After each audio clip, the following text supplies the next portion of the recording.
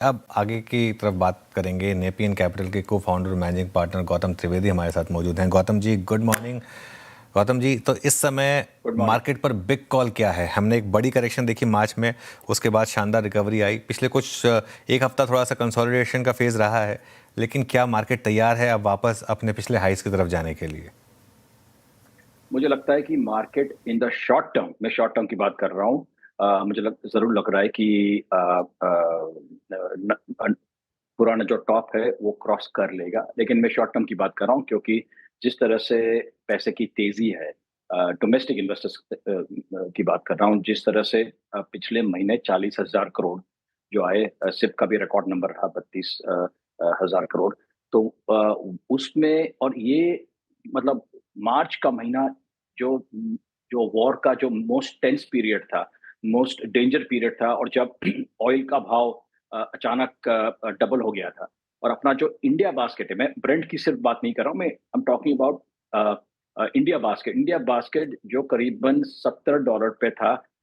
It went briefly की बात कर रहा हूँ, इट वेंट टू $157, और आज की तारीख में $110 पे करीबन है।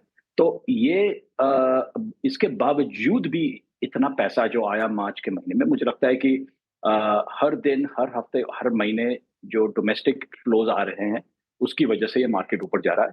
और आप एफआई के नंबर भी देखो। मैं अभी अभी अमेरिका होके आया हूँ, और हांगकांग में भी था, उसकी बात बाद में करेंगे। लेकिन एफपीआई जो फ्लोज की बात कर रहा हूँ मैं, पिछले साल में उन्होंने करीबन 18 से 19 बिलियन डॉलर का नेट सेलिंग किया था।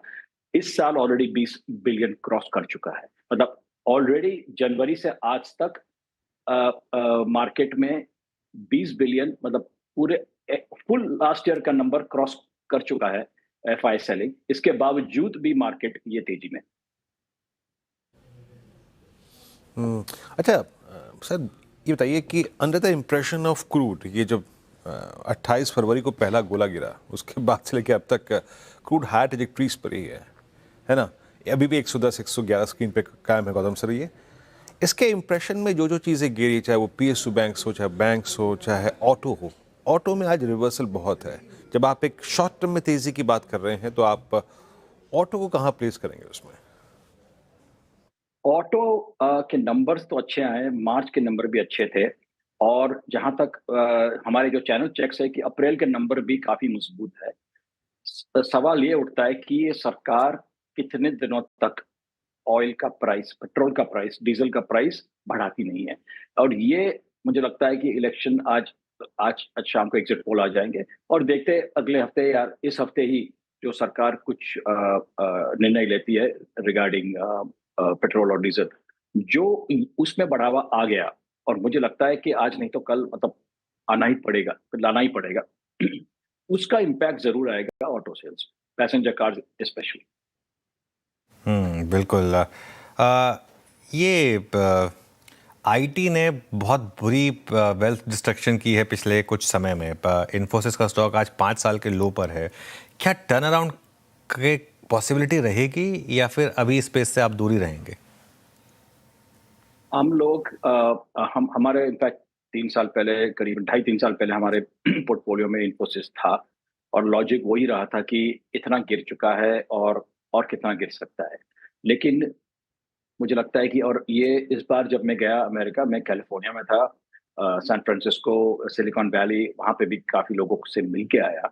और जिस तरह से वहाँ पे तेजी है एआई की, और मैं इंडिया के आईटी कंपनीज की बात नहीं कर रहा हूँ, वहाँ की आईटी कंपनीज और वहाँ की सॉफ्टवेयर कंपनीज पे भी इसका इम्पैक्ट आ रहा है। और वहाँ पे भी आपने देखा होगा, पिछले हफ्ते मेटा, मतलब फेसबुक ने करीबन 8,000 लोगों को निकाल दिया।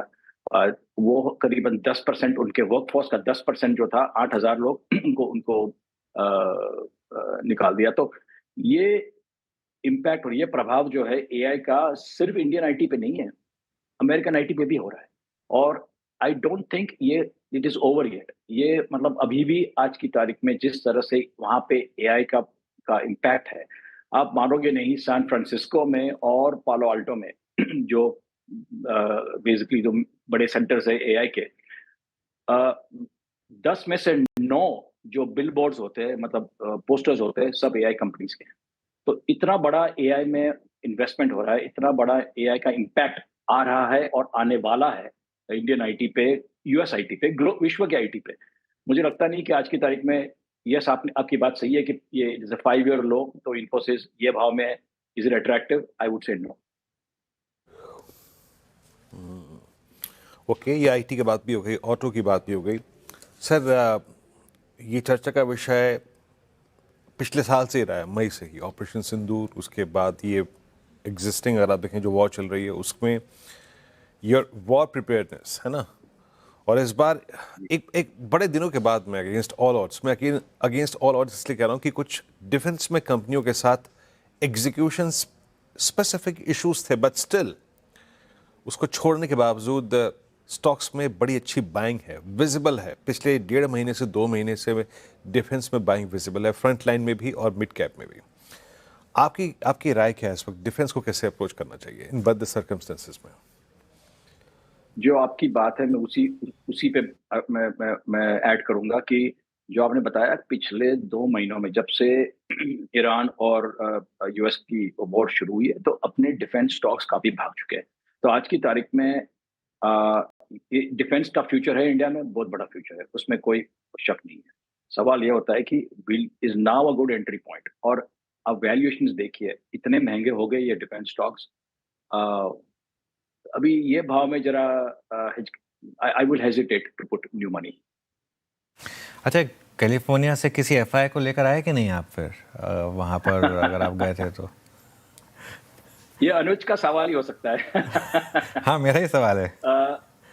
नहीं, आप अनुज, नहीं, मैं मजाक कर रहा हूँ। मैं what I was trying to say कि ये सवाल सिर्फ अनुज सोच सकता है।